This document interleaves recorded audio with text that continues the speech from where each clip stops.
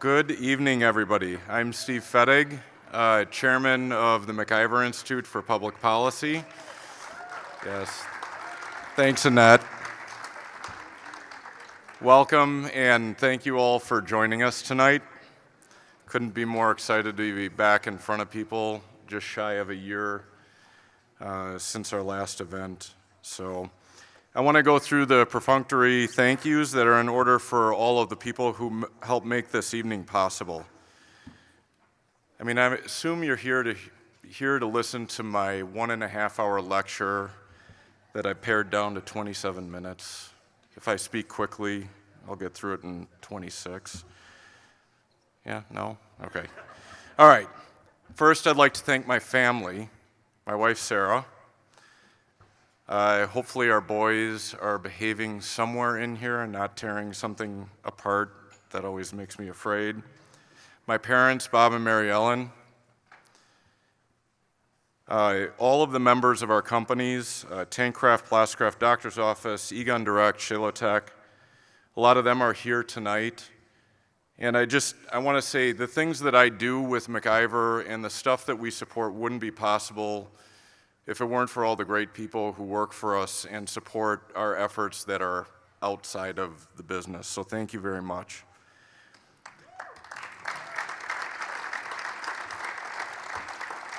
We also couldn't hold events without the faithful support of donors. So I want to thank Murph Burke, ITU AbsorbTech, which is Jim and Maggie Leaf, Kimberly Leah, Angela Gallum, Tom Tuttle, Luke Hilgeman, Lori McCallum, and SPN. Guys, stuff like this is absolutely impossible without the additional support, so thank you. Thank you. And then I need to talk about the staff that makes MacIver possible. So I want to thank you guys for standing by us with our fearless leader, Annette Olson. Annette, stand. So Annette took the stage earlier this year at MacIver, and we have grown greatly under her leadership, and I think we have a lot of big things coming in the future.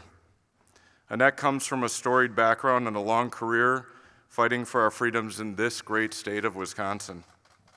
She has been a key player in so many legislative and policy changes. She started as, and is at its root, an amazing grassroots leader. Absolutely amazing. She's been behind conservative victories. There's a long list, okay? She helped pass concealed carry, something. Where's the e-gun staff? Something near and dear to my heart these days. She helped with passing Castle Doctrine, Act 10, tax reform, and then lately has been working on helping defeat the misguided ROFR legislation in the last 2 sessions. Annette is absolutely unflinching and has an amazing heart of gold. Nicest, most genuine person you will ever meet. She is the definition of speaking softly, but she carries a hell of a big stick. So on behalf of the MacIver board, we could not be more proud of having her run our great organization. And then to the entire MacIver staff, Annette, of course, Bill Osmulski, Michael Lucas, Kevin Leonard, Emily Olson, Rebecca Drager, Ben Folkel, Chandler Swanson, and Matthew Bushy. We have grown greatly in the past year, and we couldn't do all the work we have been doing without your tireless efforts and hard work. So thank you guys. We really appreciate the work you're doing. And then we have the more fun, Dan O'Donnell, Richard Moore, and Ben Yount. Thank you so much for the hard-hitting, entertaining, Dan, and unassailable work. Everyone I named carries the torch of John MacIver, our namesake. All right, so why do we do events like these? Money? Sure. Open your pocketbooks. Let's feed the fire. But really, the honest truth is we're doing this work because we want you to learn about the events going on around you. We hope that to provide an intimate opportunity for our community to meet great thought leaders who are moving the needle on discussion and policy debate in Wisconsin, and of course in Tucker's case, the nation at large. It is you who are here and your larger families and communities that we deeply care about. Unlike the woke and illiberal movement of the left, we believe in more speech, more information, and more facts. We dive into the nitty-gritty things like the Wisconsin state budget. As an aside, I can't imagine how much brain damage Bill Osmulski has endured having to pour through thousands, tens of thousands of documents over the years. We've reported on healthcare policies, school board shenanigans, ridiculous statements made by public leaders. The list is literally endless. We are your source for factual and hard-hitting information. Please, please, we launched a new website, I think a couple months ago. I'm blanking on time. Please visit our website, look at our social media, and look at the great work we're doing, and please don't hold back from helping us financially. The dollar is still valued in the world, so every little bit you guys give helps. So tonight's event, to be honest with you, I have no idea what Tucker's going to talk about. We don't control anything that man says, and that's why we love him. But I will say this, we have a really interesting election ahead of us. I'm going to avoid evangelizing as much as I can and just try to make a statement. We have a very simple choice in November. I've been saying it's binary, something that the left loves to hate. The new face of the left promotes Marxism under many different names: DEI, wokeism, equity. It's like playing whack-a-mole trying to figure out what safe word they're going to use next. Plenty in this audience thought we defeated Marxism and its variants in 1989. Sadly, it's not the case. With all of the events going on around us, the choice is going to be simple. It really is. Marxism, non-Marxism. Make sure you guys go to the polls. Make sure you talk to your family members. One of our board members works a lot on statistics on voting. There are probably 600,000+ voting age people in the state of Wisconsin who will not get out of their seats and vote. And all of them, 95% of them align with us ideologically. So please ask your friends. Don't shy away from asking them to get out and vote. All right, enough. You're here to listen to Tucker, the man of the hour. I'm absolutely honored to be here a second year in a row to welcome a great man, a great patriot, and a great friend. The man embodies journalism at its finest. He'll talk to anyone about anything and report on it. That's something that has been lost for years in journalism. Since parting his ways from the corporate media complex that helped him at the beginning of his career, he's been part of a revolution taking place in journalism and the media at large. This is not an evolution, this is a true revolution, and I am proud to call him a friend. Tucker Carlson is at the forefront of pushing back and opening up for people to report on the things happening around us with no agenda. You may not like everything he says, but he's honest about the things he talks about. We're going to have many bumps along the road ahead of us. Who knows how this election will turn out? But with a guy like Tucker in our corner, we can look forward to being warriors for the future. I really, honestly, with people like him, don't see how we can fail. So, it is with great honor and pleasure that I introduce Tucker Carlson, if he's going to come up. Are we on? Yes, you're on. Sorry. Thank you. Thank you, Steve. I didn't hear what you said. I was chatting up a storm. Yes, I was in the back behind the scenes like a teenage girl. Wow, another thing. Thank you so much for having me. I'm always thrilled to come to Wisconsin. It's the third time I've been here in the last 6 weeks. I'm out of control. I actually feel guilty about it. I feel like I should be paying taxes in Wisconsin. I'm here so much. We come, not that I'm going to. I disapprove of your governor, but they may make me. We were just talking backstage. Most people are from Wisconsin, so I can say this to you. I'm going tomorrow on our annual muskie and grouse trip, right at the top in Vilas County. And how did you let Michigan take the top of your state? I don't understand. My wife's from Michigan. She's always like, it's a hand. And I didn't realize that the hand was a grasping hand that steals things, including the top of Wisconsin. And I don't know. I mean, I don't actually really like your state government that much, but it's better than Michigan's. You know, Dana Nessel isn't, in the state government in Wisconsin, and you should get your National Guard and take it back. And they can have the part of the UP that's over, at the top of the Mackinac Bridge. That's totally fine. That's clearly Michigan. That makes sense. But the part that's over the top of Wisconsin is it's stolen land. And if Mexico can claim Texas, you can definitely claim the Upper Peninsula. And you should, and I mean that. Have some self-respect, Wisconsin. Sorry, I'm not pushing separatism or anything like that. I'm just pushing justice. And I hope it will be done. I know it won't be because people in Wisconsin are so nice and so happy.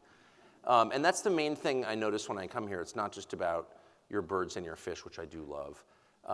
It's about the state, and this time, actually last time I was here 2 weeks ago, and we were going on one of our long walks through Wisconsin and with my wife, and I was thinking that the thing that I like most about the state is its cohesion. Every town you go to feels like an actual community, not the fake communities you're always hearing about from politicians. The communities they're talking about are like millions of people. You know what I mean? It's some racial group. It's a community, the white community, right? I've never been invited to join.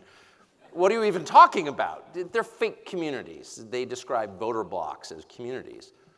And there's something about that infuriates me because a community is a real thing. It's a living thing. It's an organism. It's a human organism. And it's a beautiful thing when you see it. And it's increasingly rare in the United States, a place where people actually know each other, have something in common, maybe have ancestors in the same graveyard, go to the same church, go to the same bar.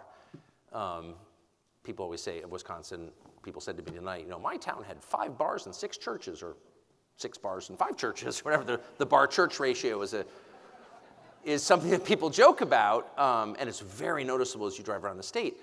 But from my perspective as an outsider, what I notice is not simply the number of bars versus churches, though I do hope churches win. It's the fact that each of those places, a bar and a church, is a place for people from the actual community to meet. It's a place for people to come together in a town. And that is what strikes me more than anything about the state when I drive through it, is how many places there are for people to meet. And what that tells you is you have social cohesion. And it is a product of your history, of the people who settled this state, is the truth. I mean, I notice it I always loved going to the Twin Cities. I no longer go there because they're disgusting. But I would always go there, Minneapolis and St. Paul, and I would always notice the difference between the cities, and the differences from an outsider's perspective were really the product of the people who lived there. So Minneapolis was, I'll just be blunt, my people, the Scandinavians, in the Protestant Scandinavians, and St. Paul was much more the Irish Catholic and Catholic Germans. And Minneapolis always struck me at, very clean, famously clean, but also kind of sterile and atomized, like the Scandinavians. You know what I mean? They kind of want to drink alone, to be honest. My father, who's Swedish, would always say, the Scandinavians just sort of kill a bottle of vodka staring out the window with the sleet and feel morose. There's a lot of truth in that. Whereas the Irish and the Germans would get together and get boisterous. They drink the same amount, but I do think the Germans and the Irish did it in a much more healthy way. And then you drive into St. Paul, and you really got the sense. They always say, it's the working class city. That's not what I noticed. I noticed a city where there were actual neighborhoods. I noticed this in Milwaukee, too. I spent a lot of time in Milwaukee this summer. I went twice. Everyone beats up in Milwaukee. I like Milwaukee. And every time I go there, I think there are still sort of neighborhoods here. A lot of the city seems like any other city, but there are parts of the city where you're there's a pretty good chance people live within walking distance of their grandparents. Even now, I notice that. And it seems to me like that's the main thing worth preserving in our country, actually. That thing right there, the fact that you can live in a place and have some connection to the other people who live in that place, That's worth more than any amount of money you could make to live in the place where your grandparents are buried. That's really important, I think. That stills people's soul. That brings peace. That is truly, truly valuable. And that is under threat in a way that I don't think we even perceive. And it's by design. Because, of course, if you have totalitarian aims, if you want to have total control over your population, you have to break them apart from each other. You have to atomize them. And you begin with the family, of course, and you encourage attitudes about gender and work that make it impossible to have a nuclear family, and they've certainly done that for the last 60 years. That was the whole point of the program, was to break apart the family. It wasn't a liberation movement. Sorry! It was a movement about destruction, the destruction of the essential unit of any civilization, which is the family. And they've done a pretty good job of achieving that, in case you haven't noticed. Again, and they did it never in a straightforward way. It's all through passive aggression. The right is aggressive. The left is passive aggressive. So if you make someone on the right angry, they're like, I've got an AR-15. If you make someone on the left angry, which is, whatever you think of AR-15s, it's like pretty straightforward. Push me too far and I'll shoot you. Okay, got it. Those are the rules. Obviously, I'm on that side. And I think that's the honorable side, actually, because it is straightforward and honest. It's direct. Here are the rules. Go ahead and break it. And you know what's going to happen. Okay, message received. The left operates in precisely the mirror image way. And, you make them mad, and they're like, oh, I think you need counseling. And we're going to, set you up with some, heavy-set menopausal lady who's going to lecture you about how your kid should be transgender. You know what I mean? You've really just internalized, white supremacy, and we need to re-educate you.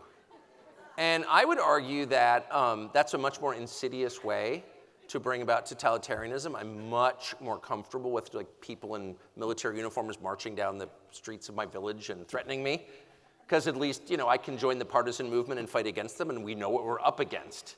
It's the guy in the tight trousers and the leather boots. That's the guy we have to kill to be free. No, I'm serious. You would much prefer to have an invading army that calls itself an invading army rather than an invading army that calls itself refugees, which is what we now have, where you've got 25 million people in your country, and they don't seem to be working. They're all being paid with your money to do what exactly? What is that? And most of them are young men. And well, that's an invading army, actually. That's exactly what that is, and that's why they're here. And I would just be much more comfortable if they were in uniform with firearms, because at least the rest of us could coalesce in opposition to them. But instead, we're lulled to sleep by the promise that, no, this is compassion. No, of course it's not compassion. It's an attack. It's an invasion on our country. And its aim is to destroy our country and to destroy its communities. And they're very sort of intent on this. And I would just say this, about not to be too dark, but as I drive through the state, which I do sincerely love, I'm not just saying that, and I'm not saying because I come back multiple times a year. The fact that you tie your boats up next to each other on your lakes, I just find that the coolest thing I've ever seen. And there is the question, where's everyone peeing? I do always think that. No one ever, no, I once asked someone, they're like, I don't want to think about it. So there's that, and everyone's drunk. Does anyone drown? Not really, which is also kind of amazing. But the fact that people in Wisconsin want to do that, it's hot. Let's tie our boats up together. That's what I noticed, together. I just think it's beautiful. That's actual community. It's boisterous and loud, and you know what I mean? There's how many times can you play the same Kid Rock song? A lot. But there's something about that just strikes me as wonderful. I could drive through towns in Wisconsin in July for the rest of my life and look at happy people on pontoon boats getting loaded. Oh, it's so great. No, I mean it. I mean it. That's worth defending. That is worth defending. And I'm sorry that I'm using the phrase social cohesion because it's kind of a sterile sociology type phrase. It's the language of the humanities. It's academics studying human behavior, and so it sounds very abstract. But what it really is love. That's actually what that is. That's love. It's love of people for each other, the pure animal joy of being with other people, which is the greatest joy in life. In fact, it's the only real joy. Joy does not, I'm sorry, it doesn't come from making money. I've been at both ends of that. I've had to sell my house, and then I've made a lot of money, and I've sort of seen it all, and many in this room know the feeling, and like making tons of money. Being out of debt is good, I'll say that. But beyond that, it doesn't make you happy at all, actually. It just reduces the pain of being in debt, which is painful and bad. But beyond that, it is not a source of joy. The only source of joy, this is obvious to normal people, is being with each other. Sitting at a table with people you love. What did Jesus do on his last night on earth? He ate dinner with his friends. It tells you that's the highest expression of our love for each other, is being together and enjoying each other. And I just see that all throughout your state, even in your cities that people make fun of. And I'm not going to compliment Madison because obviously it's a horrible place, but can I just say, because I cannot resist saying it, I know I'm going to offend everyone in this room, if you're an outsider and you don't know how evil Madison is when you go there, you're like, wow, this place is beautiful. Because it is, actually. It is. I know it's bad, but it's charming. It is. Sorry. I'm not going to move there or anything, but I remember the first time I went there. I was like, all my life people have made fun of Madison, Wisconsin. It's horrible, Madison, Wisconsin. And I thought it was going to look like Gary, Indiana or something. But it doesn't. It's like, oh, I would live here. Of course, I'd be lynched. I couldn't actually live there. But I can drive through in a baseball hat and sunglasses and feel, like this is really pretty, because it is. But here's my point. As you assess the threat, and it's a real threat, it's not a political threat, it's a much deeper threat than a political threat. It's a threat to your culture. And I would say of this state specifically, and of the 50 states, I would say Wisconsin has maybe the most, or certainly one of the top 5 most distinct cultures. It's not like Illinois. It's not like Michigan. It's just not. I don't even know if you're aware of this, but when you come here, it's like, oh, wow, this is Wisconsin. And that is a great thing. Because Wisconsin, for whatever reason, I'm not even quite sure why, maybe because you have so many small towns, maybe that's part of it. Maybe you just have deep tradition. You've got families that have been here for a long, long time. Whatever it is, Wisconsin has remained in a way that so few other states have, Illinois and Michigan, for example. It has remained distinct. It is its own thing here. I can even hear the accent difference. Maybe I'm imagining it. I don't think I am. I think the Wisconsin accent is different from the Michigan accent. And that is worth preserving. There is a reason that increasingly, if you're my age, 55, and you remember going from state to state and feeling like, oh, wow, this is really different. Like South Carolina is different from North Carolina. It's totally different from Georgia. And it bears no resemblance to Florida. And by the way, Florida and Colorado are like different countries. And California is a completely different thing. Now you drive around the country, and it's just, everything is Wendy's and Jiffy Lube. And some kind of sad residential hotel owned by some giant chain. Everything's owned by a chain. Nothing is local. Everything is national. Everything is Amazon and Walmart and some giant trillion-dollar company. And the effect, I think it's not just about maximizing profits or efficiency. I think the point is to homogenize, to make everything the same, to erase distinctions. And when you, I beg your pardon, I'm choking out of emotion thinking about Jiffy Lube. There's nothing against changing oil. I'm totally for that. The point is, when you erase differences, what are you erasing? You're erasing culture, actually. And if you have a culture, and if you have actual communities, those are worth defending. And the point of immigration is to destroy all that. That is the point. Everyone says, oh, the point is new voters. Well, of course the point is new voters, obviously. And the Biden administration has found a way to let people in illegally and then immediately let them vote. In some cases, legally. It's not legal, it's all illegal, it's all a crime. I don't care how they paper over the crime with some bureaucratic document. It's a crime, you're committing a crime, you're destroying democracy. But the intent the plan is deeper than that. It's to destroy the cultures and the communities of the people of this country by adding new people with whom the people who already live here have nothing in common. Now, let me just say, they shut down this debate completely. No one says anything like this because they don't want to be accused of hating immigrants. So let me just say, because it's true, not only do I not hate immigrants, I really like immigrants. My best friend is an immigrant. I'm totally for immigrants. I've met very few I don't like. I've even interviewed criminal immigrants who had things I liked. It takes a lot of huevos to ride a train all the way through Mexico up here. I respect that. I respect the courage that takes. I respect the gumption, the bravery that takes. There's a lot about immigrants I really like, okay? That's not the point. The point is not whether the people coming here are good people. Well, they've sent, tens of thousands of murderers and rapists, as you probably know.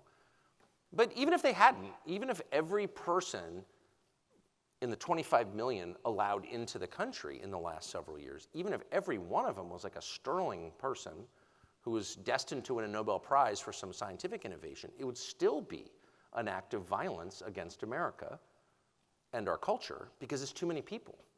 It's too many people. The economic effects of this are obvious. Housing prices go off the charts. In the debate the other night, I laughed out loud, actually, something I've never done during a debate, when Tim Walz is like, Vance is like, well, putting tens of millions of new people in your country spikes housing prices. And Walz is like, do you have a study to confirm that? You freaking moron. What? You have a limited supply of something, and all of a sudden demand triples. Does the price rise or not? I'm not an economist. I'm not Paul Krugman, okay? I didn't win the Nobel Prize for economics. These people are so stupid. But I think that's called supply and demand, and I think it's an iron law that can't be changed, much like gravity and photosynthesis. Have you heard of it, supply and demand? That's why sand is cheap and diamonds are expensive. Do you understand the concept? No. Do you have a study to back that up? No. Yeah, okay. Freaking moron. Anyway, they sat there, and then the moderator's like, can we fact check this? Do we have a study on this? Actually, I think the Federal Reserve Bank recently commissioned a study on it. I need the Fed to tell me that 25 million new people into my country is going to increase the price of housing stock? I think I knew that. So there's that. There's the effect on community hospitals, which have totally been destroyed. Have you been to an emergency room recently? Don't go. You can't get service. The hospital you pay for, you can't use because it's crowded with people. Maybe they're all great people. It doesn't matter. Too many people. So there's that, and there's the crime problem. And, they're always telling us illegal immigrants don't commit crime at a higher rate than native-born. Well, first of all, any crime is too much crime. And someone who broke our law to get here in the first place has absolutely no right to commit any crime. You shouldn't be jaywalking, buddy. You're lucky to be here.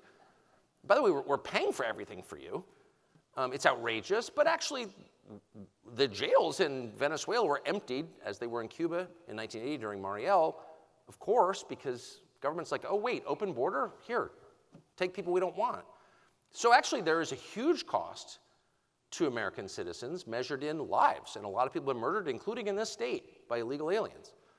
So, Republicans are talking about that to some extent, not the ones in Washington, who have made this possible, by the way, for some reason. Really a sick group in the leadership of the Republican Party in Washington. I don't know what their motive is. I don't know what Mitch McConnell is seeking to accomplish other than the total destruction of the United States. It's true. It's true. Mitch McConnell is completely in favor of open borders. Why is that? I can't even begin to guess. Yeah, maybe but he's like 83. He doesn't care about getting rich. It's deeper than that. He's already rich because of his wife's ties to the Chinese Communist government. So it's all a pretty wholesome scene in D.C. I don't know if you've been recently. It's totally cool. No problem at all. I think Diddy spent quite a bit of time in Washington, D.C. Are you applauding Diddy? Well, I don't even know who Diddy was a month ago. People talk about Diddy. I'm like, who's Diddy? What's his first name? Puff or something? Anyway, whatever. The point is, there are all these obvious effects of mass immigration, but the one that nobody ever mentions is the most important and long-lasting effect, which is the addition of millions of new people that you have nothing in common with from a completely different culture will destroy your communities. And that's the most important thing. That can be fixed. No election is going to fix that. No hiring of 1 million new cops is going to fix that. All of a sudden, people aren't going to be meeting at the churches and the bars. Not because the new people are bad people, but because they're different people. And you have nothing in common with them. And I don't know how we've been intimidated into not saying that. Somehow we have. You're like a racist if you think that. Well, first of all, I'm not a racist. But I don't care what you call me. That's true. And by the way, in case you're looking for an academic study to support what's very obvious, there's been quite a few of them, including most famously by a Harvard professor who wrote a book called Bowling Alone on this exact topic, and he discovered what you already knew, which is when people have nothing in common, there are no civic institutions. The amount of diversity, quote, diversity in your community. They don't want real diversity, by the way, like diversity of opinions. They hate that. But diversity of people from different cultures, all of a sudden, like, no one gives to charity anymore, et cetera, et cetera. People are not meeting in bars. They're not having cookouts on the church lawn. They're not doing raffles, bingo dies, like all the things that make an actual community, all the dumb little traditions, Halloween, all the things that we took for granted. And some of them were kind of stupid. Like, what is Halloween? I don't know. My wife was always mad about Halloween. She's a really sincere Christian. I think it's creepy. And I'm like, yeah, it is. Of course it's creepy. Are you kidding? Ghost costumes? Yeah, it's creepy. But it's also like American. And I'll take a little bit of creepiness in exchange for something that unites the whole country in a common tradition that we all grew up with. And yeah, they're probably a raisin and an apple once in a while, but I don't know, I'll take the risk. Because it's Halloween, it's a thing that we do, and we do it together, and we do it every year on October 31st, and it's kind of cool. And who knows where it came from, and I'm sure it has some sort of dark spiritual quality to it, but when you live in a world where everything is pornography, like that's the least creepy thing that's happening, actually. But the point is, it was part of our culture. In fact, if you add up enough of those dumb little rituals, tying the boats together, going to the bar in your town of 300 people, or whatever, that's what a culture is. A culture is common traditions, common history, a common unspoken understanding of what we all have in common, and begins with a common language. And they're making a concerted, explicit attempt to destroy that. I saw a video the other day of Tim Walz, speaking of creepy, whoa. If that guy was a football coach at my kid's school, they'd be going somewhere else, okay? Not invited to babysit at my house. But I saw a video of him from 2 years ago, just repeating the normal slogans and talking points that they're all required to repeat. You know, it's always the dumbest things, the most untrue things that you're required to say over and over again because they are untrue. And so it's only through forced repetition that you can accept them, or you don't question them, right? Climate change. You know, there's a scientific consensus that people are causing climate change. No, there's not. What? We had glaciers 10,000 years ago. The climate has dramatically changed throughout all history since the cooling of the earth. Did my Suburban do that? Shut up, there's a consensus. But they just keep repeating these slogans, and ultimately you don't even think about their substance, you just accept them at face value. That's the whole point. So he was repeating the dumbest of all, which is diversity is our strength. Really? Is it really our strength?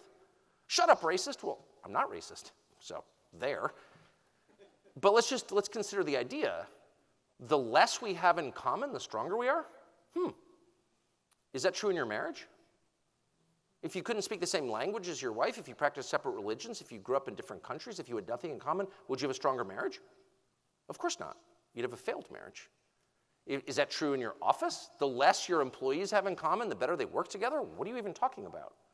No, unity is our strength. Unity. It doesn't mean you have to be the same color or from the same country, but it means you have to have something in common or else you can't hang together. That's just a fact. And I don't care how inconvenient a fact is, it's still true. And so he was going on about this because he is, in addition to everything else, stupid.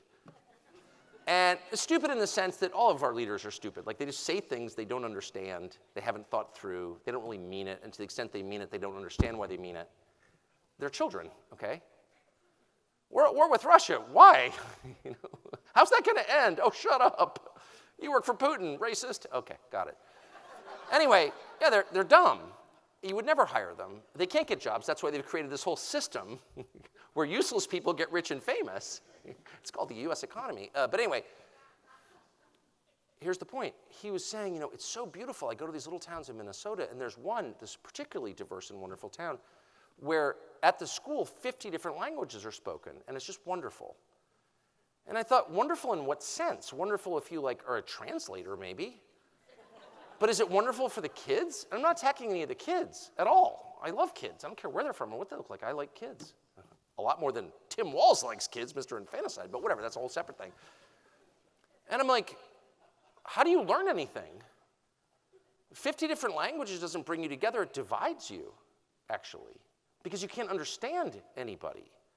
And the only way to form relationships with people is by talking to people. And if they don't even have the ability to talk to each other, they can't have relationships. They can't love each other, and they can't have a community. So what you're actually doing is dividing people. You're dividing people by putting people with nothing in common in close proximity to one another. And by doing that, you're destroying their communities. And you're doing that on purpose. It's exactly the reason you're putting public housing in residential neighborhoods, which they are doing. And they're calling it affordable housing, or they're using climate change to justify it. But no, it has nothing to do with climate change or justice of any kind. They're putting housing projects in residential neighborhoods.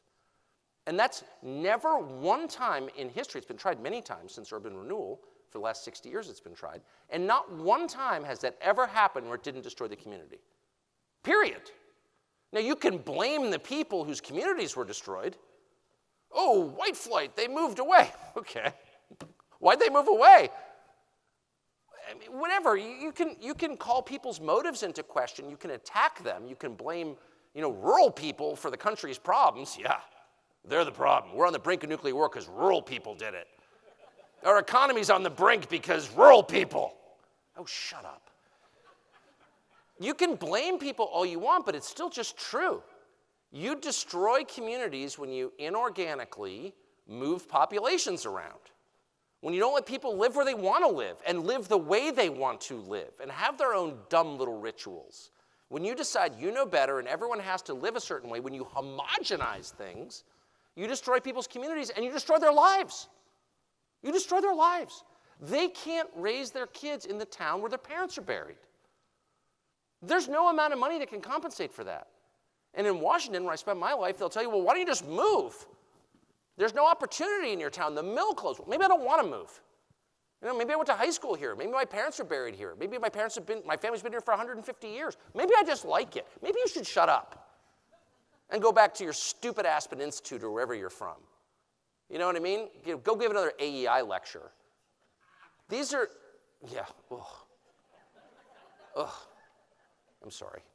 I'm out of control. Please don't give money to AEI. Really the worst people in the world.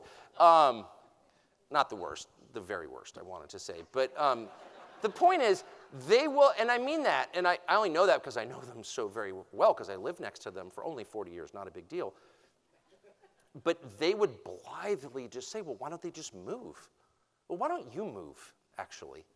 Why don't we send 15,000 Haitians to your neighborhood and then call you racist when you don't like it? Or 50,000 Belgians. It doesn't matter. People who aren't from where you're from into your community. How about we do that in Martha's Vineyard, and then we'll do it in Bethesda? You know what I mean? Then we'll do it in Aspen, and then we'll try it in Jackson Hole. Why don't we do that? Why don't we do it in Bel Air, California? No, I'm serious.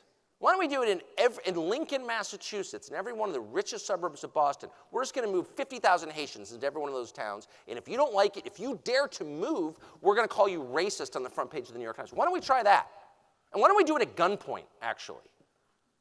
And of course, we're not going to do that because the people who live in those towns are doing it to you. And it's an act of hostility. And they've cowed the rest of us into silence with moral blackmail. Well, they live in places like, by the way, I've spent a lot of time in all the towns I just mentioned, so I know exactly what they're like. And they don't have high-density housing, or whatever the hell they're calling it, public housing, projects. They don't have any of that. And they don't have mass immigration at all because they don't want it. And they're imposing it on the rest of the country, and they're going to impose it on this state big time. And I'm sure they're doing it now. I'm just guessing, but I just know what they're like. And this is the kind of place they don't like because you tie your boats together in the summertime, and the sight of that drives them insane because you're loyal to your neighbors to a greater extent than you're loyal to them. So they must destroy that loyalty by diluting your communities and destroying them. So I will stop there and just say, I hope every person who lives in this state, that it's my second favorite state, I'm not going to tell you my first favorite, I live there, but this is my second favorite state, and that's a high compliment, okay? It's not just that you're beating New Jersey. It's that you're beating Montana, just to be honest.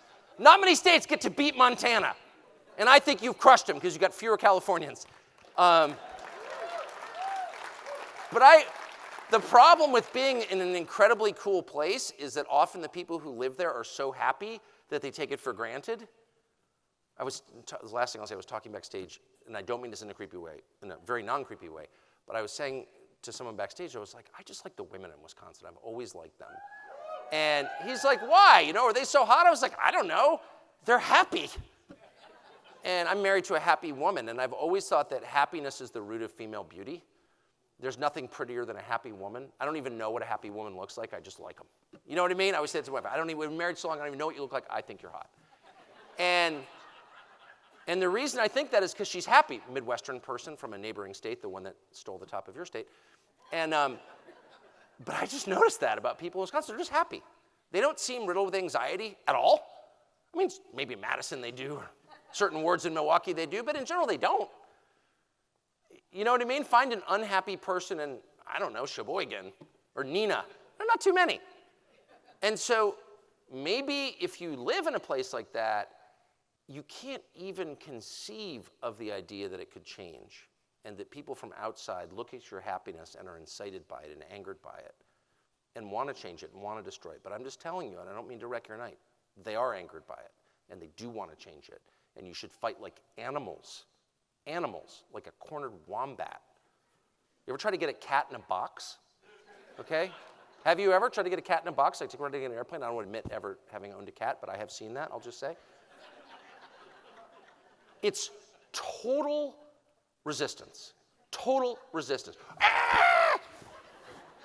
And that should be your posture as they try to destroy your communities with immigration and high-density housing. And I mean it. You should not be ashamed. No, I grew up in the state. We have a wonderful thing going here. You're not going to wreck it. Bare your teeth, because if you don't, they will wreck it. Thank you.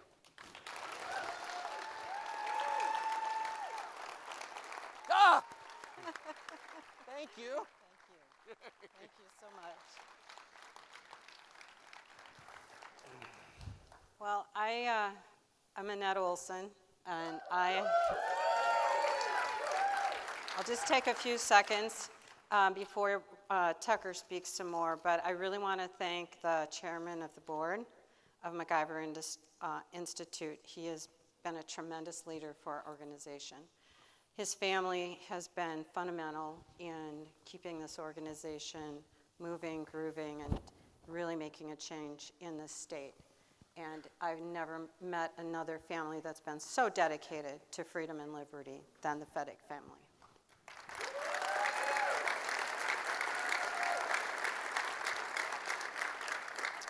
Our other board members, Murph Burke, she's the most marvelous mentor for me. She's an amazing woman. And Luke Hilgeman, a board member for us. Lots of freedom loving in that huge body of his. He makes a tremendous change all over the country. And we want to thank him for that as well. Jim Leaf, manufacturing in Milwaukee, really putting business people together with education and the institutes. So wonderful, wonderful board that we have. And I just can't thank them all enough for being here, supporting me. And of course, Lori McCallum, I can't see where you're sitting. I saw you earlier. There you are, former First Lady of Wisconsin. So I'm proud that you're on our board as well.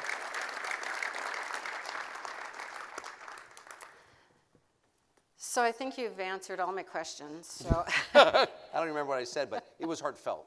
It was. Today is an anniversary, a very special anniversary for us here in Wisconsin. So we're going to start out there because lawfare still continues in our country. It's horrible what happens to people who want to step forward and do really good things for their country or their state. And they find themselves first being intimidated, then being harassed and jailed and threatened, gagged. So 11 years today, at the crack of dawn, some folks, some really good friends of mine who are in this audience, had the beating of their door, lights, guns ablazing, coming in their house, ransacking all of their personal papers. They were gagged. They couldn't tell anybody that is what happened. All their family were terrorized for years before their items were returned to them. It still continues. So we have a very onerous government that tries to control us when we want to talk about our freedoms. So what do you say to people like that? I know President Trump has been experiencing that. We've seen Roger Stone. There's a lot of people that have been attacked. We've got lawyers that try to defend us that are also attacked. Also, some of those lawyers are in this room. So how do we get government pushed back in the proper place so that our freedoms are not taken away from us? I remember that so vividly, what you're talking about, and what happened during the Walker administration. One of those things where, I worked for a big company, TV company then, and it was one of those stories where you're like, what is this? You know, when you live in DC, things happen in the States, and you think to yourself, like, there's clearly something I'm missing. Like what happened in the last presidential election in Green Bay, for example. I was like, that can't really be what happened. I mean, that was totally fraudulent. Sorry, you know this. And the Walker thing was the first time I remember thinking, am I missing part of this? Is this just like fascism? It can't really be. It's Wisconsin, but it really was. And subsequently, I've had a number of friends go to prison. I have a friend in prison right now, Steve Bannon, for no reason, actually. And I could bore you with how it was unjust, but it is purely political. What would I say? Well, I have a lot of thoughts. I'll just make them super quick. One, the American Civil Liberties Union for 100 years, really from the First World War up until the Trump administration, was a left-wing organization, but it was a civil liberties organization, it was. And it would take cases defending Americans against violations of the Bill of Rights, and including right-wingers, because it had principle. Now it has no principle at all. It's just another organ on the left pushing the trans agenda. People who believe in the Bill of Rights, whether they're right, left, or center, it's mostly right, but it's not all, at all. Bobby Kennedy, is not or wasn't a right-winger. I don't know what he is now exactly. Well, he's a Trump surrogate now. There are elements of the left, the traditional left, who could make common cause. There was a huge rally on Sunday in Washington to illustrate this point, traditional left, traditional right, together to defend the country against totalitarianism. They need to form a replacement to the ACLU, a nonprofit where people whose civil liberties are being abridged, who are facing prison for saying their political views out loud, can go for legal representation. And the big firms, won't take these cases. As you know, the lawyers in the room know this well. So that's the first thing. And the second thing is much more personal. You cannot abide by a gag order. It's unconstitutional. They can't tell you can't talk. You have a First Amendment right to say your opinion, period. And don't abide by it.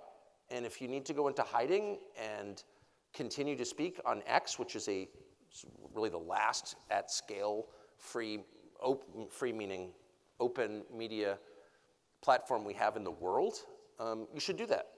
You should never abide by a gag order. And I've had a number of friends facing prison who I've said this to, and they're like, well, you don't know what it's like to face prison. That's true. I'm sure I will if Kamala wins. But it's a matter of principle. It's a matter of, what kind of country do you want your children and grandchildren to live in?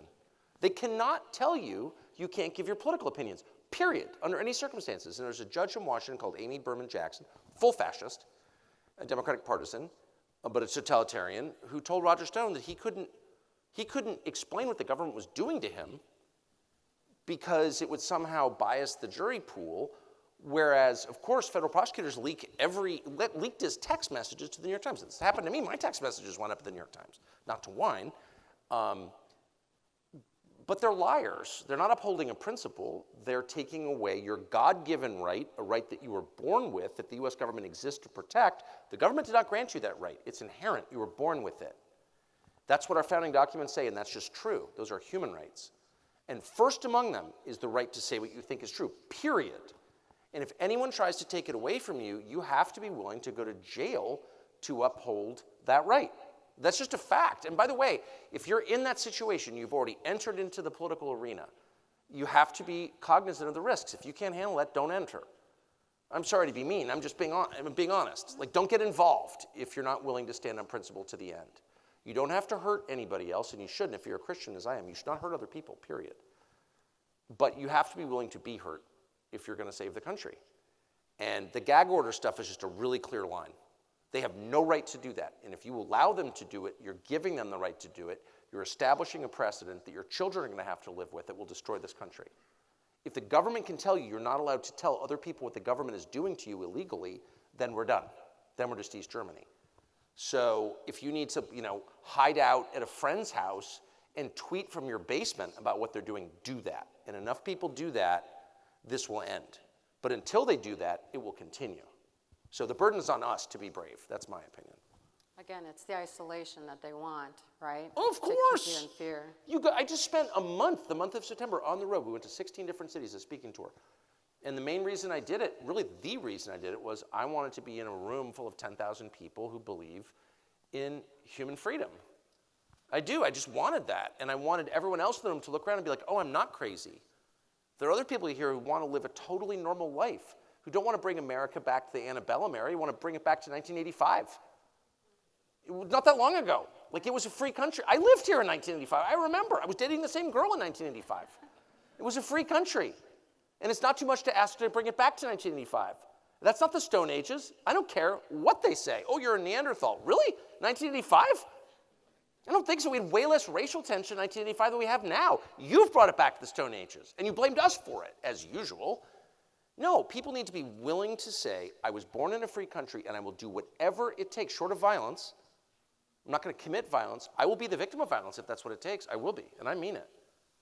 That's the only way it changes. If people are deadly serious about it, you cannot eliminate the Bill of Rights.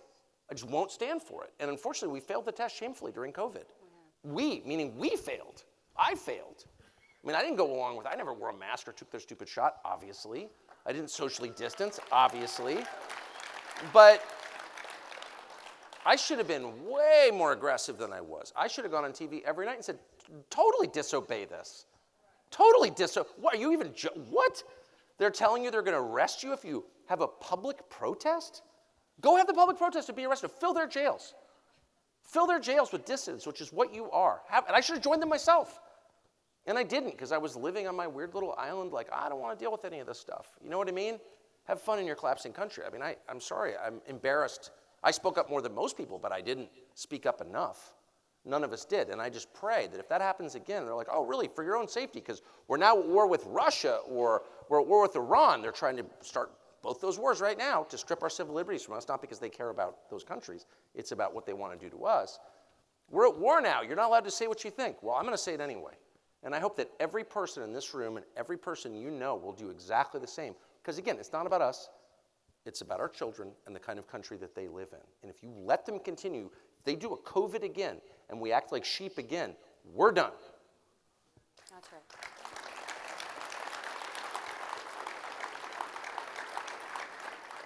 So in order to cope with all of that, I mean, I totally agree with you, obviously. But in order to combat that and to protect our rights, and we have good people that run for office. And sometimes those good people don't stay good people, right, in office. And now we're fighting with our own people instead of trying to save the country against fascism, socialism, but we're fighting our own people. What do you say to get our representative government back? Just have zero tolerance for that nonsense. I mean, and let me be clear about what the nonsense is in the Republican Party. It's their foreign policy is disgusting. It's disgusting. We don't have the money to help the people of Western North Carolina because we spent it on FEMA helping illegal aliens. We don't have the money somehow to defend our southern border because we're so concerned about Ukraine and Israel. Now, I'm not against Ukraine or Israel. I'm for America. Let's just be really clear. I don't know any Republican office holders who would say that. Because that's like bad or something? What? You represent our country. It's not against another country. I mean, I sincerely don't have any problem with, I've been almost every country in the world. I like them all, actually. I just like other countries. I like other cultures, but they're not mine. I'm American. My family's been here for hundreds of years. I hope that my descendants will be here hundreds more. Your job as our leader is to protect our country and its interests. And if you have loyalty to another country, you're evil and you've just disqualified yourself for leadership, period. And we don't say that enough. And I mean, I saw a Republican congressman the other night who I like. And he's like, well, really, Trump is, Ron is trying to assassinate Trump. And I'm like, you're a freaking liar, dude. That's not true. Who's trying to assassinate Trump? Leftists. The last guy to assassinate Trump was a neocon, trying to shoot him on a golf course. The guy actually went to Ukraine to volunteer. He has the same politics as Dick Cheney. He's not Iranian. He's from Ohio or something. What? The threat is domestic. It's right in our face. You're telling me it's Iran? You're a freaking liar. Oh, the briefers, they're so the CIA, which killed Kennedy, is now a trusted source of information for you? You're a liar. And I said this right to his face, and I like the guy, but he didn't like that at all. I think he hated me. I sat in front of one of his staffers. I was like, you tell every other country, go fight your own freaking wars, and good luck. But we're being invaded right now by 25 million people, and you've done nothing. I said that to the governor of Texas, who's like a perfectly nice guy. I was at a party with him at someone's house. I made a total scene, and he's like, wow, you're criticizing me. Yeah, I'm good. Don't you have a National Guard, tough guy? This was 3 years ago. Why aren't they on the border right now? Well, it's very complicated. Really, it's complicated. How complicated is it? You're in bed with your wife, and all of a sudden there's a home invasion.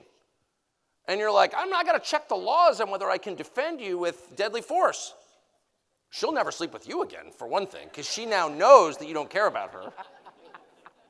I don't need to check the laws. It's my wife. She's being threatened. I love my wife. More than anything, my duty is to my wife. If you're the leader of a state, where's your duty? To your state. If you're the leader of a country, where's your duty? To the country. If you love the people you lead, you will do what it takes to protect them. And if you don't, you won't. It's that simple. They don't love us. It couldn't be clearer. And the Republicans in Washington, with some exceptions, don't love us as much as they love Ukraine. Period. And that's not just a flaw, it's disqualifying. It's disgusting. And if you push them on it, this guy says to me, well, you know, what we really need to do is get to the bottom of Russiagate. Okay. Well, they always do the same thing. They throw you I'll just say cable news, red meat, like Russiagate. I got it. I know what that was about. I want to know what my government is doing to me. Like, you should declassify. There are over 1 billion classified federal documents. I'm a shareholder in the government. I was born here. I own that government. So do all of you. And so for you to tell me I don't have a right to know what my government is doing with my money in my name, you can't represent me. And if your loyalty is to some other country, and I know by how much money you spend, then you can't represent me. And we give Republican leaders a pass, and they're like, oh, it's foreign policy, it's kind of out of your depth. These are people who don't speak the languages in the countries they're sending money to, who've never been there, don't know anything about the country, they don't know anything. They're children, and they run around strutting out like they're Henry Kissinger or something. It's very complicated in the Donbass. Oh, shut up. You're like some finance guy from Nashville. You don't know anything, okay? But here's what I know as an American citizen. Your duty is to me. It doesn't mean I hate the people of Ukraine. I feel sorry for the people of Ukraine, actually. I feel sorry for all kinds of different countries and peoples. But they're not Americans. And if you really care about them, how about you sell your house and send them the money? But you're not allowed as a leader of my country to use tax dollars to help other militaries with their borders while our border is open and our people are dying as a result. So yeah, we have a huge problem, and it's all in foreign policy. And if you ask them about it, they'll throw you something about, they'll try and push all your erogenous zones to make you feel like they're on your side. Ask them about foreign policy. How much are we sending to these countries, and what are we getting in return for it? Oh, it's very complicated. NATO. I was at the NATO summit.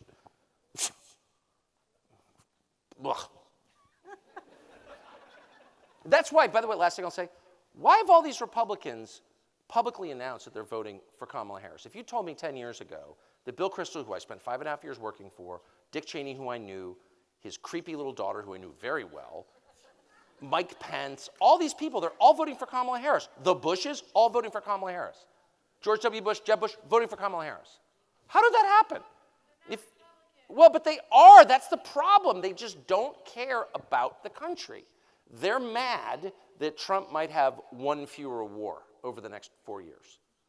And that's it's a clarifying moment, and I think this very often.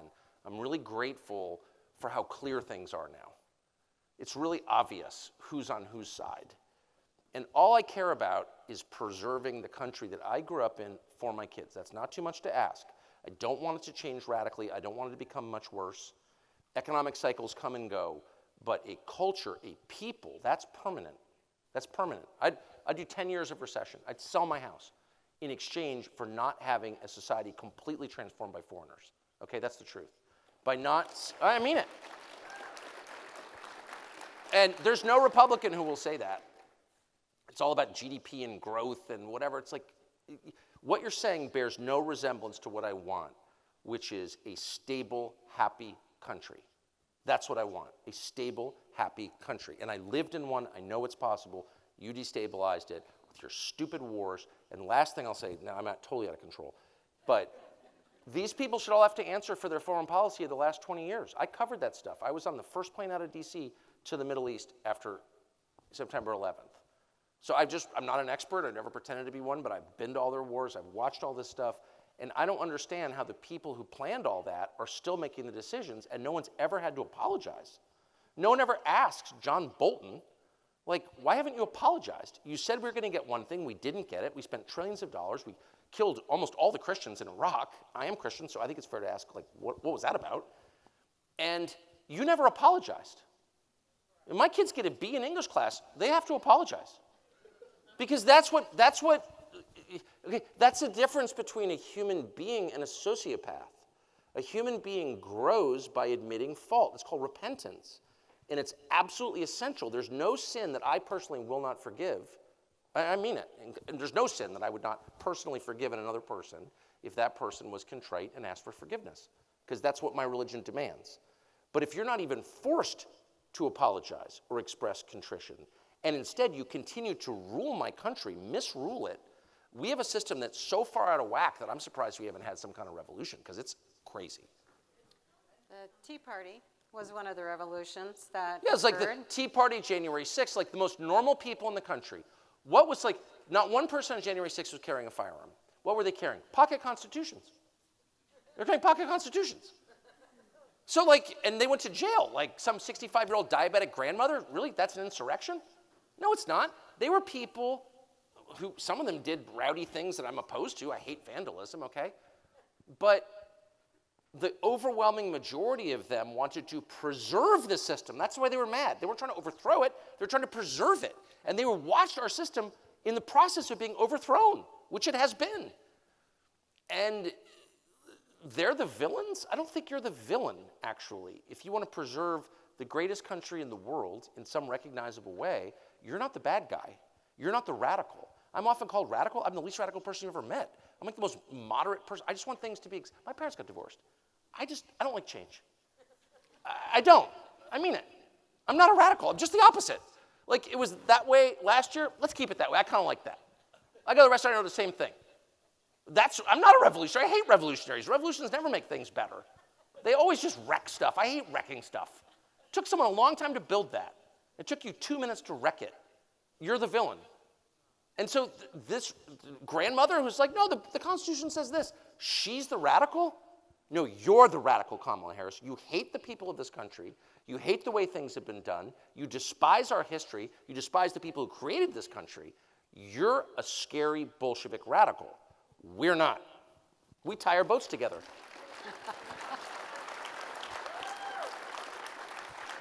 She is, however, the one that talks about joy. The girl who kissed her husband with a mask on is talking about joy?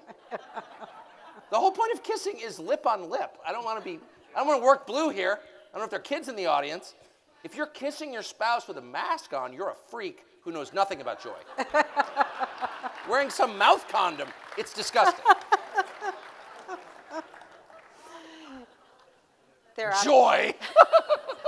When was the last time you experienced it, honey? I think it's been a while. Not since you dated Montel Williams have you felt joy. Sorry, Sarah. Woo! That's awesome. So we do want joy. She's the most afraid person I've ever seen. I can't hate her because I feel bad for her. In that debate with Trump, which I hated, like most people who are going to vote for Trump, like I didn't like the debate, I'll be honest. But the first 30 seconds on her face, go back and look at the tape, she's like, oh my gosh, how did I get here? Like, I've never done anything in my life at all. No one has voted for me, and yet I'm the presidential candidate for the Democratic Party. She's like terrified. And I just saw that, and I was like, oh, you know, as someone who actually likes women, unlike her, how does she treat her female staff? Can you imagine? But we know because she got the highest turnover in Washington. But I felt bad for her. I was like, this is affirmative action. This is what it looks like. It's same with Tim Walz. He has that job because he's a white guy. They're like, oh, we need a white guy. And he's an affirmative action hire also. And you saw how afraid he was. He's like, it's not meritocratic at all. That guy did not earn that job. They're like, oh, sort of sexually non-threatening beta male, white guy, over 60 from the Midwest. You. Okay. And like all affirmative action hires, he's like, I have no idea what I'm doing here. Both of them. Anyway, sorry. But he kept staring like he was trying to understand. Because he's totally freaked out. He's like, I can't believe I'm here. Will they ever find out my terrible secrets? Which he clearly has. I mean, whoa. I don't know what they are, by the way, but he has terrible secrets. Like, if anybody I've ever seen in public life has terrible secrets, it's Tim Walz. Like, he's just waiting till they find out. Like, the Daily Mail gets a hold of whatever document. That's why he keeps lying. Oh, totally. You can feel it. Because he doesn't want them to find the truth. I don't know what it is, but that guy, whoa. Whoa. I don't want to be in the polygraph when he takes it. You know, I don't want to know. So we've talked about wanting to go back. We don't like change. We want to go back to 1985, I think I heard you say. That seems like a fair earlier. request. So we have a lot of young people. I've talked to you about my grandson earlier. Yes. And all of his friends. I use them as my focus group. They want to start their businesses now. They're in their early 20s. One of them wants to be a farmer. One wants to be a diesel mechanic. One wants to operate a machine shop. They know that what their government is telling them right now about how to start those businesses with all of the subsidies and Kamala Harris's plans for startups. What do we say to them to make them know that if someday, like I remember going from Jimmy Carter days to Ronald Reagan days, and life changed. Life got a lot better. How do we talk to our young folks and have them understand that it will get better? I think it will get better, but I think it's going to be very different. So the American culture and economy have allowed us for at least 100 years, really since the industrialization of the country, to have the system where middle-class families raise kids and then they send the kids off into the world and the kids move to some faraway place. Cheap air travel has accelerated this. And all of us have kind of grown up in this world where it's not weird to be from Sheboygan but have kids in Malibu or wherever, even Milwaukee, or we send our kids out. And there's no expectation that families stay physically close to each other or that they work together at all. And our economy has sustained that. Like I grew up in an affluent town, pretty affluent family, and at 22, or 14 actually, I left and went to boarding school, and then at 22 I got married, and it was like, good luck, we'll see you at Christmas. I'm not giving you any money or anything, you know what I mean? But that was America. I mean, I'm 55. Like, it was a different world, and it worked fine. Now I think people understand that there are so many hostile forces coming at us, and people feel this. I've talked to a lot of people in the last year about this, and they all feel the same instinct. Like, I want my team close. Like, maybe that model worked in the time and place in which it was popular, but we need a different model. You got to have people you love and trust near you. And is it crazy to hire your kids? It used to be kind of shameful to hire your kids. Oh, it was nepotism and like da-da-da. It's like, no. The model for all human history is you work with your family. It was only until the steam engine transformed everything that everyone lived together and worked together, and that like kind of worked for all recorded history. You know what I mean? So I think people feel this instinct, like I want the tribe around me, and you need your people around you. I really feel that strongly. I mean, I know at the top end, among rich people, I know a bunch of people who are just like, I'm building a compound, I don't care. Yeah. And not like even a Randy Weaver compound, not with the emphasis on firearms and guard towers, but just like we all live, which is not bad, by the way, but we all live near each other. I mean, like, why wouldn't you buy, 100 acres and everyone gets a house? Like, how much does that cost? I mean, literally, that's less expensive than buying a high-end condo in Miami, so why wouldn't you do that, right? And I'm sure people in this room have done it or know people who are doing that. That's an expression, most people can't do that because it's expensive. Right. But it's an expression of the same instinct. Draw close to your people because hard times are coming. They clearly are coming. I mean, obviously they're coming. Everyone knows that. Follow your instincts on that. It doesn't need to be apocalypse. It doesn't need to be terrible. We're at the tail end of the longest sort of not just bull market, but sort of bull culture in history where nothing really, I was born in '69, nothing's really happened since then. Like, I don't know, we won the Cold War and you know what I mean? Like 9/11, but nothing really bad has happened. Bad things are starting to happen. A lot more are gonna happen, obviously. We shouldn't start crying and run away or, you know, dive into the Xanax pool or whatever. You don't need to freak out. You know what I mean? We'll be okay. People are not gonna be extinguished. And you can thrive. People were happy after the fall of Rome. You know, the Roman Senate wasn't happy, but the Visigoths were happy, but truly, like, even in the midst of chaos, there has been peace in the family or in villages. It's like, no matter what happens, people will still be happy if they're sort of smart and aware and prayerful, and like, it's okay, actually, but you have to draw your people close. I really believe that. So if I were 22, I'd think about like the people I love. First of all, I get married immediately. You know, if you're in Wisconsin, there's like an overabundance of awesome girls to marry. So just marry one and have a bunch of pups. That's super important. Build your own army. I'm not joking even a tiny bit. And all the messages from on high, like what's the main public health message, the main social message of our leaders, the criminals in charge, is anti-fertility. Everything is about not having kids. Everything. The only right you have is not to have kids. It's to have an abortion. That's the only right you have. You don't have free speech, freedom of assembly, freedom to buy what you want. No.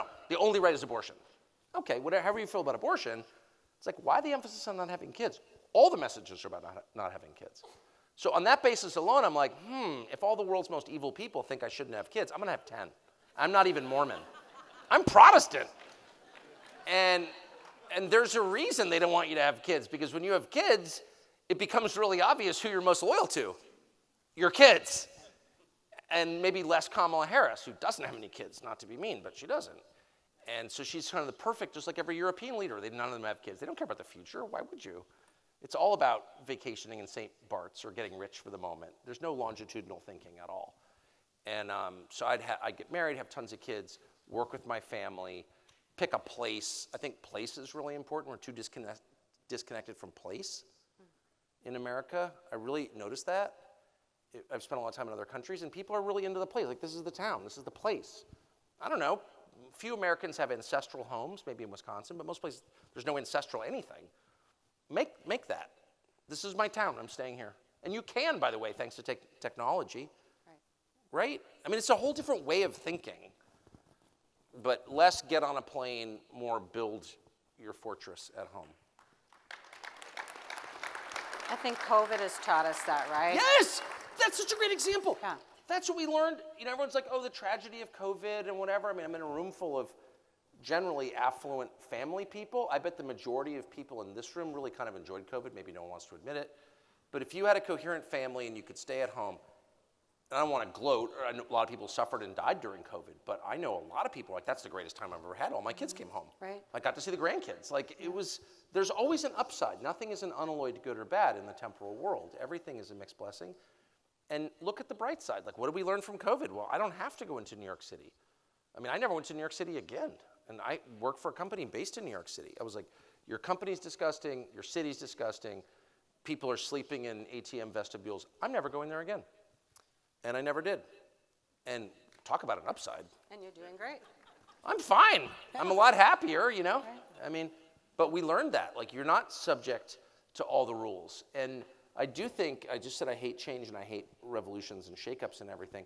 I'm not in charge of history, unfortunately, so I can't control these things happen. But one upside to them is it does sort of, I think getting really sick does the same thing. Those of you who've recovered from serious illness, you know that, like, it is the moment where you're like, why am I doing it this way? Am I really helping the people around me? Am I doing something meaningful? Is there, I hate to use the word since Kamala's wrecked, but is there joy in this? Is this the right thing to do? Like, I've done it my whole life. Maybe I should stop doing it. And I think there was a lot of good that came out of COVID, a lot. Yes, I do too, yeah. So we talked about a lot of things. I want to talk about how do we, because there's a lot of doers in this room. We want to do things. We want to change things, even though you don't like change. But we want to restore our country, right? Yeah. We've had a lot of people that have come before us that have fought for us to be here today. And we Yes. need to protect what they did. We need to do our part because we're here. So one of those ways is elections, right? Elections, everybody says forever, this election is the most important election of my lifetime. That's true of all elections. Yeah. This is a moment, though, however, because of the invasion at the border, where there's a lot of uncertainty about what may happen. We've had some really bad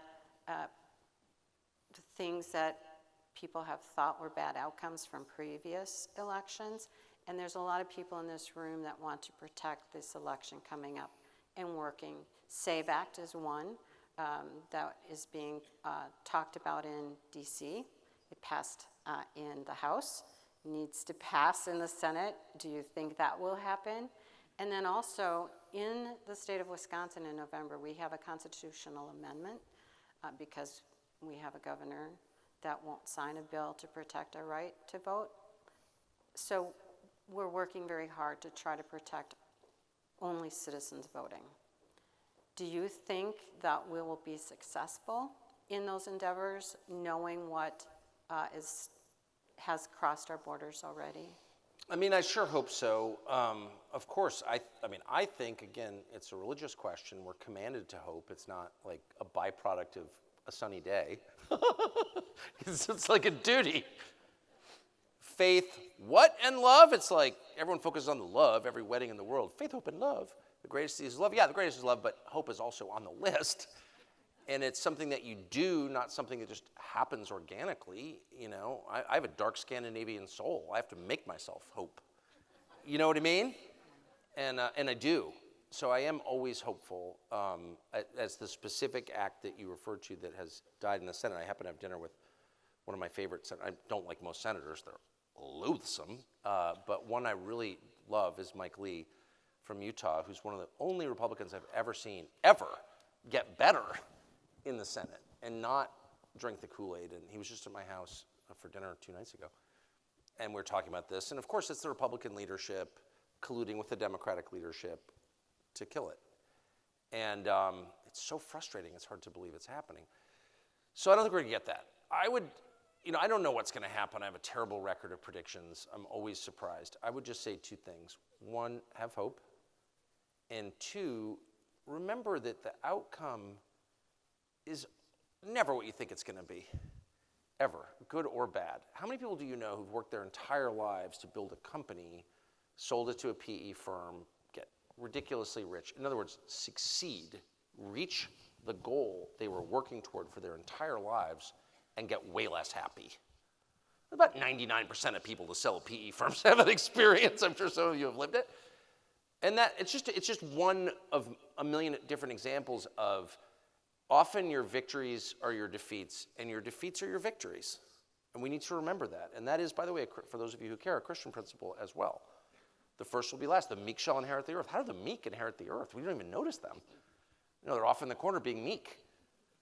How do they get to be in charge? You know what I mean? It's like, what I think Jesus is describing is opposite day. It's always opposite day in the world. It's the opposite of what you thought was COVID. It's a perfect example. I spent a year like pulling my hair out. I was so mad. I was so mad about everything I was seeing in our country that I missed all the blessings right around me, which were my 4 children living in my house for the first time since they went to boarding school at 14. Like, why did we do that? I have no idea. But you see what I'm saying? And so what we should remember is that, again, what you think is victory is often defeat. What you fear is defeat is so often victory. Have you ever learned anything from winning? Have you ever learned anything useful on vacation? Ever? Do you even remember vacation after the first day? The answer is no. It's only through suffering, it's only through loss, it's only through some unexpected horrible event that you find joy. And so I would just remember that going, and I'm not saying I think Trump is going to lose it. Trump is winning as of right now. That's a fact. The internal polls are the only ones you can believe on both campaigns, because they're the only ones that have no incentive to lie. Both have Trump up in the key, sufficient to get to 270 electoral votes. So I don't know, but I don't know what's going to happen. All I know is I think if Trump loses, do I think Trump would lose in a free and fair election? Of course not. Do I think 2020 was stolen? It was stolen. That's why you're not allowed to say it. You think there's a reason? What are the things you can't question on YouTube? The vax and the 2020 election. I mean, I just know in my own life, if I'm lying about something, I don't want to talk about it. You know what I mean? I don't want to talk about that. Oh, I don't want to talk about that. Because I'm lying, that's why. Are you worried about talking about anything you're telling the truth about? Of course not. You're happy to talk about it. So of course they're going to do it again or try. I don't know if they're going to succeed or not. But I know that people are so aware of what's up now. They're so aware of what's up. Yeah. And I'm actually really hopeful about where things are going. I am too. And by the way, your Mike Lee conversation Yeah? is the best ever. I had no idea he knew the Constitution inside and he's out. amazing. And if you have not heard the conversation between Senator Mike Lee and Tucker, you need to go find it on his network, because I listened to it twice because it was so fascinating to me. And it was all him being fascinating. I was like sitting there like, I mean, my job is cool because, especially now when I don't have to talk as much, you know, you can really listen. And like, I've covered this stuff my whole life and I don't understand a lot of it. And just getting smart people like Mike Lee, I can't tell you how different he is from most other, not all, but most other Republican senators who follow this like very familiar arc where, you know, they start out, they're like, oh, I'm representing my people, I'm really conservative, you know, I'm against the powers that be, and then they're like, oh, I got invited to the Munich Security Conference, okay. And the next thing you know, they're like, got to defeat Putin. What? You know, what about Asheville? Oh, that's not important.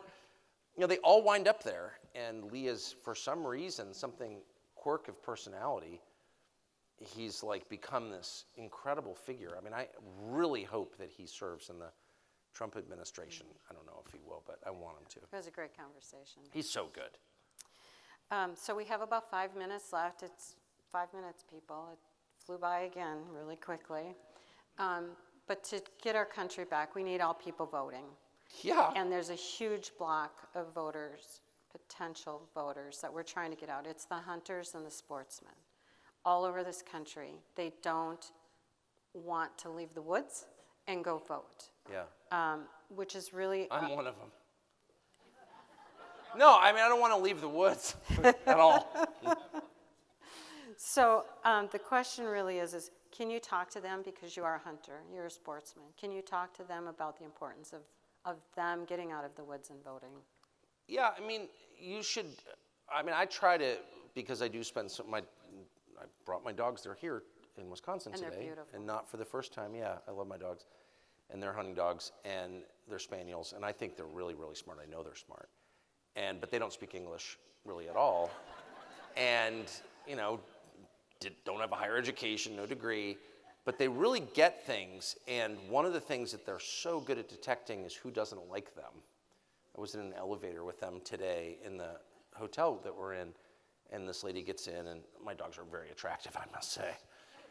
If they were women, they'd be smoking hot. They would be. They're beautiful. They would. They're beautiful, and they're great grouse dogs, but they sleep on my bed.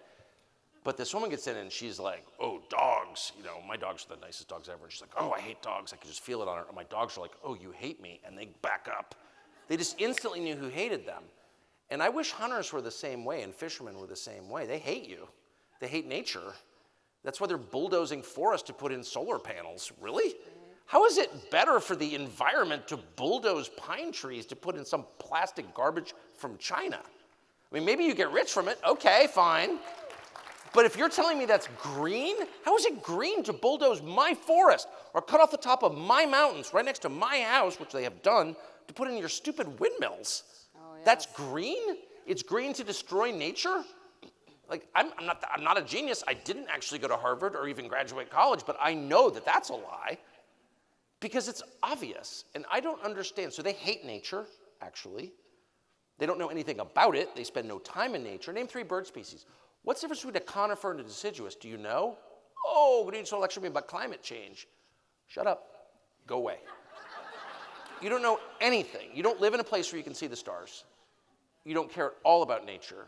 In fact, you hate it because God created it, and it's prettier than anything you could ever create. That's why you build public housing and dollar stores, to desecrate nature. And so the people in charge are our enemies, people who love nature, who spend a lot of time in nature, particularly sportsmen who think a lot about what animals think. The one thing that experience gives you is humility, because you're not in charge of nature. You never will be. It's way bigger and more powerful than you. God created it. You didn't. And so you come out of that experience knowing that you're not the wisest, most powerful person in the universe. God is. That's what you learn. Whether you believe in God or not, you know that you're not more powerful than nature. But if you're Carmela Harris or any of these people who spend their lives in some drywall-clad room with a drop ceiling and fluorescent lighting, they can convince themselves, because they live digitally on the freaking internet, that they're the most powerful, wise person in the world. They can lie to themselves. Sportsmen cannot. And so they are our enemies. And the fact that hunters and fishermen don't intuitively understand that drives me insane. So all these people are like, oh, hunters and fishermen, like I'm in charge of hunters and fishermen. I mean, please. I'm not, for sure. But the idea that they don't vote is so crazy, I don't really understand it. Or maybe they're telling us something even deeper. I don't know. Or maybe they're just in the woods, because election season does come during bear season, deer season, grouse season, depending on your region. There's a lot of game, out there during election week. So maybe that's what it is. I don't know what it is, but they should be voting forcefully, So their land doesn't disappear from them. They're literally taking the land away.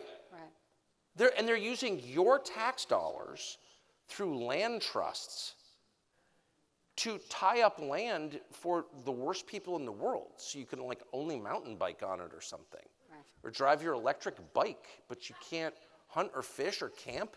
They use tax dollars to tie up this land where I live. Mm-hmm. And I used to give a ton of money to land trusts, because I was just I don't know, random rich person, oh, you're for nature, I'm on your side. Where are we going to give money? We give money to the land trust. It turns out they're using tax dollars to tie up this land and keep people off the land. To keep people from enjoying nature. And they're all from New York, and they all have a political agenda. They're disgusting. They hate the locals. And I would just say, the last thing I'll say is, if you love nature, you have to respect rural people. If you have contempt for rural people, go back to Milwaukee or New York or Los Angeles. Leave. Right. If you show up in some place because you actually hate diversity, you sent money to Black Lives Matter, but you don't want to live near black people, which is so true of all these people. They run for the mountains. They all go to Bozeman, okay, because they're hypocrites. It's the whitest place they can find, and they move there. That is totally real. I can't even go to Bozeman anymore. I've been going there my whole life. I can't go there anymore because people yell at me at the organic grocery store, people from LA. It's like, get out of here. But the first thing they bring with them, along with their bad politics, is total contempt for the locals. Right. The people who've been there for 100 years, or land-grant families, been there for 200 years. And they have their own weird rituals and their way of living, and these people show up and they have total contempt for them. That's not allowed. That shouldn't be allowed. You can't move into someone's community and have contempt for them, have hatred for them, for their traditions and their culture and their way of speaking and thinking. Yeah, they drink a few beers in the truck. Leave them alone. I mean it. Yeah. Anyway, woo! All right, well, we are... Sorry. I don't want to end with leave me alone. No, but it's true. If you claim you love nature, if you're going to lecture me about climate change, then how dare you move into a rural area and start getting uppity with the people at the hardware store? That is the worst. I cannot deal with that. Right. We have entire disgusting concrete suburbs that you can live in outside Boston.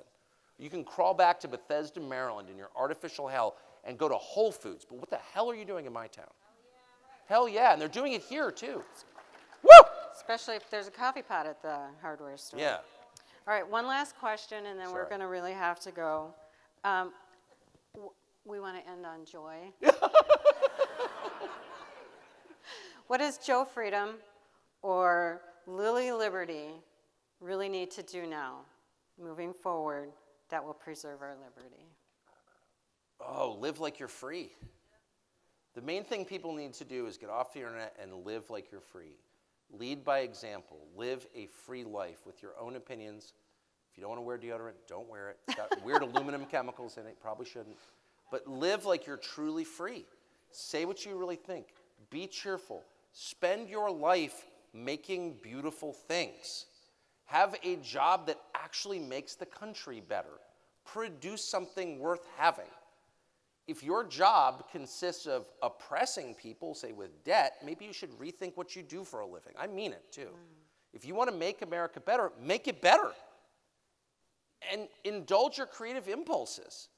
Like, that is, apart from communing with people you love, the other great source of joy in this life is making something beautiful. Whether it's a house or a handicraft, we judge cultures. Archaeologists judge entire periods of history by the things that people made with their hands. That is the purest expression of a culture. What do you make? It's one of the reasons I love Milwaukee, as screwed up as it is. I always say every time I'm in Milwaukee, I said to my wife the other day, we were in Milwaukee, I was like, we should put the Germans, I don't love, by the way, but we should put them in charge of building all of our cities. Because look at what they built. And the Germans, in their weird, constipated way, were totally committed to building beautiful things. They have apartment buildings. I don't even like apartments. They have apartment buildings in Milwaukee that are like breathtakingly beautiful. I was coming out of an AA meeting in some sketchy part with Bobby Kennedy Jr., some sketchy part of Milwaukee, probably get mugged on the street. I saw this apartment building. I was like, who built that? Someone took time to put these cornices in that were just beautiful. A terracotta roof, really, in an apartment building? They went so far above and beyond what you need to do to house people in a honeycomb building just because they wanted to create something beautiful. And I thought, I don't know who these long-dead German architects and builders were, but God bless them, because their expression of what was in their hearts, beauty, lives on long after their names have been forgotten. Be that person. Build something beautiful, whether it's children, whether it's a front lawn, whether it's a flower bed. The work of your hands enhances the community, the society, the civilization that you live in. Keep that in mind. Make something beautiful, and you'll make it a better country. I think that.